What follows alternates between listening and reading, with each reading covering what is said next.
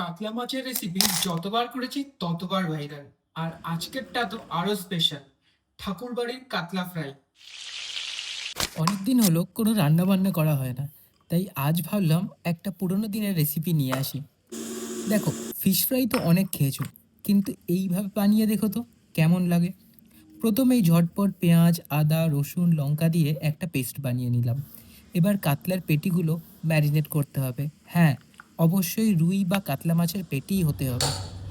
বানিয়ে রাখা ওই পেস্টটা লেবুর রস, টক দই, নুন, হলুদ, গোলমরিচ গুঁড়ো, গরম মশলা গুঁড়ো দিয়ে ১ ঘন্টা মতন ম্যারিনেট করে রেখে দেবো মাছের পিসগুলো। এবার যতক্ষণে ম্যারিনেশন হচ্ছে, ততক্ষণে আগে থেকে ধুইয়ে শুকিয়ে রাখা মুসুর ডাল শুকনো খোলায় ড্রাই রোস্ট করে মিক্সিতে দিয়ে পিষে নেব।